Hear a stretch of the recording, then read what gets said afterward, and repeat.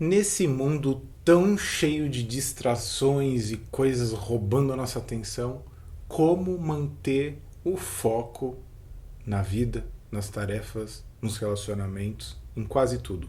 É isso que eu vou tentar responder no vídeo de hoje.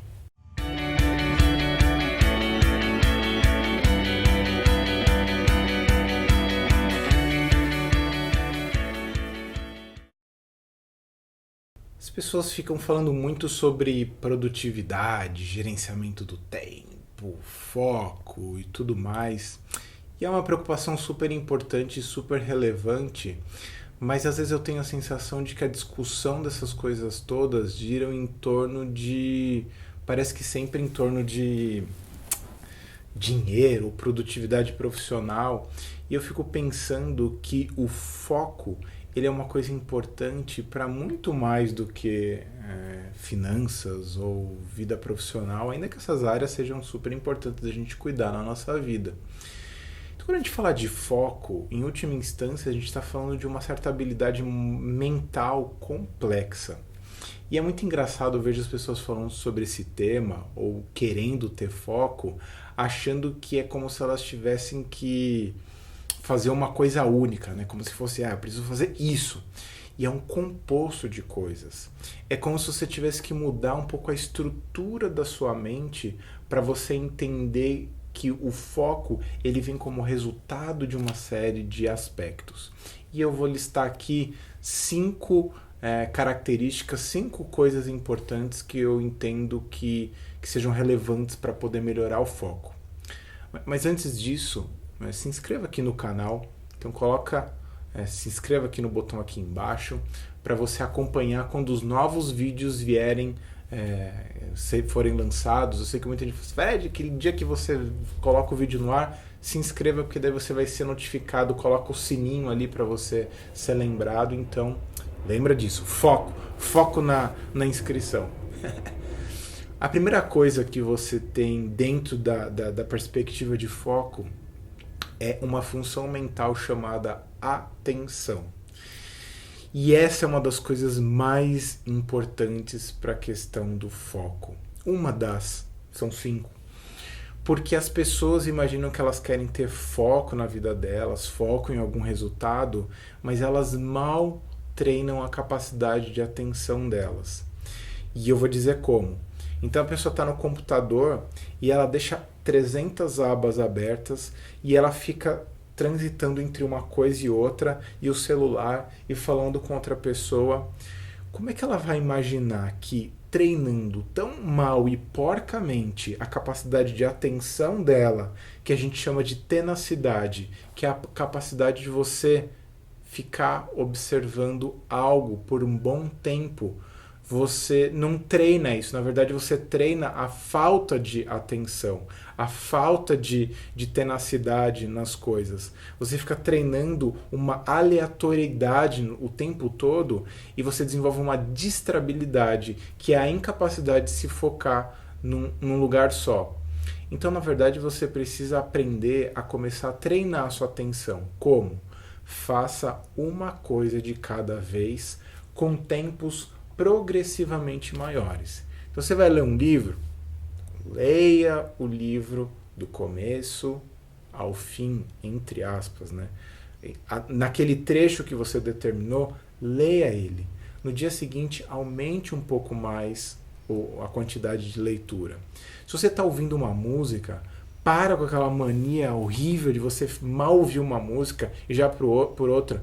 Uma pesquisa feita pelo Spotify que muitas pessoas de algumas gerações, de geração Y, mal ouvem uma música inteira. Tá ouvindo uma música? Deixa a música, ouve até o fim, suporte a tensão da música e eventual sentimento de tédio que venha aparecer no meio de uma situação que você está meio incomodado, porque a atenção depende que você resista também ao tédio. Então, esses são alguns treinos que você pode ter. Porque para você ter uma boa atenção, você tem que captar com qualidade. Se você não captar a realidade com qualidade, você não vai conseguir desenvolver bem a sua atenção e incorporar o foco na sua vida. O segundo ponto do foco seria o engajamento, ou seja, como você se debruça em torno daquilo que você quer fazer. E tem algumas coisas que podem ajudar esse engajamento. A primeira delas é você estar envolvido emocionalmente com aquilo que você quer fazer. Porque se você não estiver envolvido emocionalmente, se aquilo for uma obrigação racional, porque disseram que você tem que fazer, vai ser muito difícil você manter o foco. Aquilo precisa ser estimulado de dentro. Mas vamos supor que você tenha sido obrigado a fazer aquilo. Já que você tem que fazer aquilo, como que você pode encontrar um tipo de conexão emocional com aquele tipo de situação? Vamos imaginar que você tem que estudar para um concurso. O concurso é uma coisa importante para você, ou o vestibular é uma coisa importante para você, ou tirar uma boa nota naquela prova é uma coisa importante para você, mas você não está muito emocionalmente envolvido. Então você precisa aprender a se apaixonar, a se encantar pelo objeto que você está se dedicando. Porque se você não colocar esse olhar de turista, ou seja, esse olhar de novidade, você não vai se envolver emocionalmente e vai ser muito mais difícil você conectar o seu foco, a sua atenção naquilo. E aí você vai estar muito pouco engajado. Você também precisa desenvolver certo envolvimento emocional com as pessoas. Você tem que... envolvimento social, quero dizer.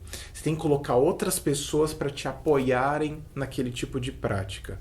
Você precisa colocar várias pessoas engajadas junto com você, te apoiando, falando, olha, no dia que eu não consegui levantar, me acorda. No dia que eu não consegui fazer, me motiva. No dia que eu estiver fazendo merda, me dá um puxão de orelha, mas me mantém engajado, focado naquilo, mesmo se eu te pedir ardentemente para me deixar em paz.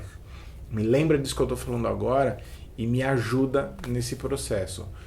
Posta na sua rede social que você está engajado no negócio, que você pede que as pessoas te lembrem, te perguntem como a coisa está indo, para você ser mobilizado por um certo tipo de vaidade, um sentimento de reconhecimento. Isso tudo para você ficar um pouco mais engajado. A terceira coisa é você ter um pouco mais de resiliência. O que é resiliência?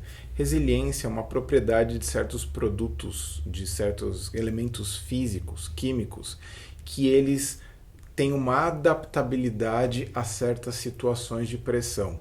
E isso foi emprestado para a psicologia para poder falar sobre certas capacidades que nós temos de suportar certas pressões. Então, a madeira, o metal, o diamante, eles têm resiliências diferentes. Dependendo da pressão, da temperatura, da umidade, tudo isso influencia e pode alterar, pode refletir em maior resiliência ou menor resiliência.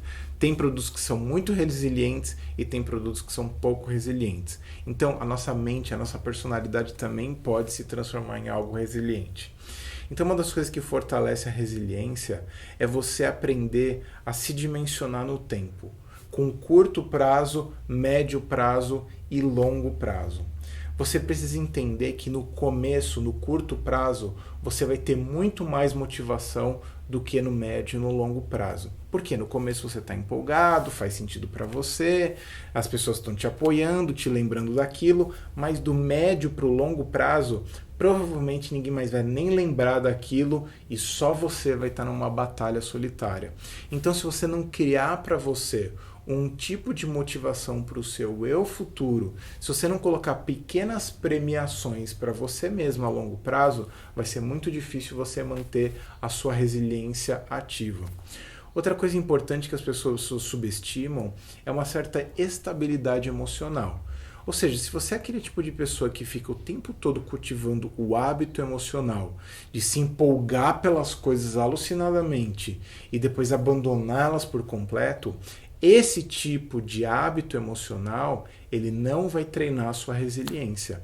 Então você vai ser o tipo de pessoa que vai precisar exercitar, lidar com o tédio. Às vezes o treino de ficar em silêncio, o treino de ficar sem fazer nada, o treino de não ficar necessariamente fazendo alguma coisa muito demais, de interessante, de emocionalmente arrebatadora, isso pode te ajudar, na verdade, a desenvolver um pouco mais de estabilidade emocional. E um outro ponto, a lidar com frustração. Porque a gente é meio mimado, né, nesse sentido. Então, se uma coisa é gostosinha, eu faço, e se uma coisa é chatinha ou não é muito agradável, eu não faço. E às vezes a gente precisa aprender a fazer coisas que a gente não necessariamente gosta de fazer.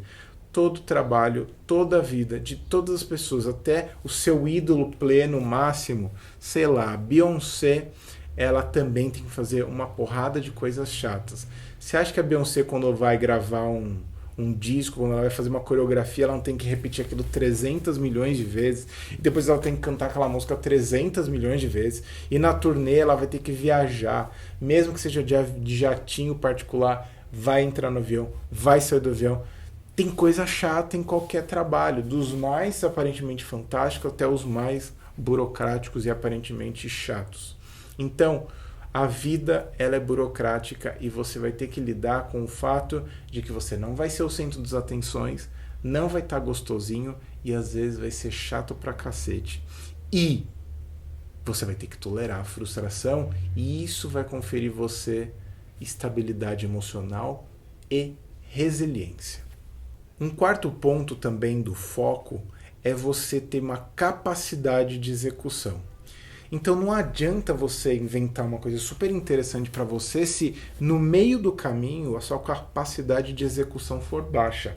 Se você é aquele tipo de pessoa que não prepara a trilha para você mesmo ao longo do tempo, então você tem que ter capacidade de execução. Isso quer dizer que você precisa ter um método. E aí você vai ter que escolher qual é o melhor método que funciona para você. Se você é o tipo de pessoa que funciona ouvindo coisas visualmente ou sinestesicamente. Tem gente que aprende mexendo, tem gente que aprende ouvindo, tem gente que aprende vendo. E você vai ter que descobrir qual é o seu método. Eu, por exemplo, sou uma pessoa visual. Então, toda vez que eu preciso me manter focado em alguma coisa, eu coloco alguns lembretes visuais para mim mesmo, para que eu seja alertado daquilo que eu preciso fazer, e aí vá lá e faça. Porque se eu ouvir alguma coisa, música, por exemplo, me atrapalha a manter foco, muita agitação, de repente, se eu tiver que fazer alguma coisa e me mover muito, eu vou ter problema de foco. Então, eu preciso me concentrar numa coisa que visualmente seja atraente para mim, para que eu possa fazer alguma coisa. Mas aí é o estilo de cada um. E você também tem que ter um certo tipo de tática de aprendizagem. Porque normalmente manter o foco quer dizer que você está aprendendo coisas novas e sustentando alguma coisa que você está querendo aprender a longo prazo. Então você tem que ter suas táticas de aprendizagem. Então, como eu falei, do visual, do auditivo, do sinestésico. Se você precisa estar em lugar arejado, fechado. Você precisa estar com pessoas, sem ninguém. Uma das coisas que também para mim ajuda muito é quando eu quero aprender uma coisa nova, eu ensino aquela coisa nova para alguém. Então, normalmente, minhas cobaias costumam ser minha esposa e meus amigos. Eu preciso explicar alguma coisa. Ou escrevo algum texto. Muitas vezes eu me comprometo a escrever um texto porque eu me obrigo a me aperfeiçoar e me dedicar àquele tipo de tema específico. Ou seja, aquilo que eu estou engajado na minha prática. Então, para poder manter foco, eu preciso saber o que me move e como eu aprendo melhor, qual é o meu jeito de aprendizado. E uma outra coisa super importante, que é a última coisa, que é a motivação. Motivação, dizem, né, que tem que ter um motivo para a ação. E esse motivo, aquilo que move você, precisa estar mais ou menos claro. Se você estiver se movendo por motivos estranhos, por motivos que não são claros, por motivos que não estão conectados com o seu ser, com os seus valores, com as suas crenças, com a sua visão de futuro, vai ser muito difícil. Eu já fiz um vídeo falando sobre autossabotagem. Eu vou deixar no final do vídeo ele linkado aqui para você ver. Então você tem que pensar se você não está autossabotando o seu foco. Se na verdade você fica mantendo uma agenda oculta que boicote você. Porque às vezes você pode ser o tipo de pessoa que sente que não merece ser feliz, que acha que as coisas boas não são para você, que o sofrimento é uma coisa importante, nobre, de expiação, então que você tem que padecer no inferno a vida inteira, comer o pão que o diabo amassou. E isso pode ir contra esse seu foco pessoal, essa sua capacidade de colocar a mão na massa e se dedicar a alguma coisa a médio e curto, médio e longo prazo. Então, se você tem que perceber se você tem uma agenda oculta ou se existem pessoas que interferem nessa sua decisão e às vezes você se sente traindo emocionalmente. Por exemplo, eu já vi pessoas que não conseguiam se manter focadas na vida profissional, financeira delas, porque elas tinham a sensação de que se elas tivessem sucesso ou ganhassem dinheiro, ou fossem promovidas em alguma medida, elas iriam trair as origens dela. Elas iriam trair a lealdade que elas tinham em relação aos pais. É como se elas não pudessem superar os pais em alguma medida. Aí você pensa, bom, parece uma coisa estúpida, mas para quem está vivendo aquilo é muito verdadeiro. Ela às vezes tem tanta lealdade, tem tanta afetuosidade pelos pais que ela não quer humilhá-los com uma grandeza demasiada. Então às vezes ela nunca se deixa superar a história dos próprios pais, então fica sempre se mantendo naquele lugar. Ou às vezes algumas pessoas se escondem por trás de outras para não fazer. Ah, se não fosse meu pai, se não fosse minha mãe, se não fosse minha esposa, meu marido, meus filhos, minha circunstância, o país que eu moro, eu teria feito isso. Então, como ela não quer assumir a responsabilidade pelo sucesso ou fracasso que ela vai enfrentar no meio do caminho, ela coloca a culpa em alguma outra pessoa. Então tudo isso atrapalha a motivação e, portanto, não sustenta o foco. Então me comenta aqui nos comentários, espero que você tenha gostado desse vídeo, curta se você gostou, compartilhe com outras pessoas, se você não gostou, comente, se você tem dúvidas, comente, se você quer sugerir outros temas, comente aqui, que a gente vai conversar, interagir e estender esse assunto para além do que eu disse aqui nesse vídeo, porque é uma parte do processo vídeo, o resto a gente fica nos comentários. Me siga nas redes sociais, no Instagram, Fred Matos com 2 T's, no Facebook, Fred Matos Sobre a Vida, que também tem a ver com um site, sobreavida.com.br, várias informações você vai ter lá. Se você quer saber um pouco mais de personalidade e psicologia humana, amentehumana.com.br. E se inscreva no canal, assine as notificações. E agora eu vou deixar aqui alguns vídeos para você ter acesso de outros temas que eu já falei sobre isso, de automotivação, de personalidade, de outros temas relacionados. Então, estão todos aqui do lado que você possa ver, tá bom? Um beijo, um abraço e até o próximo vídeo. Tchau, tchau.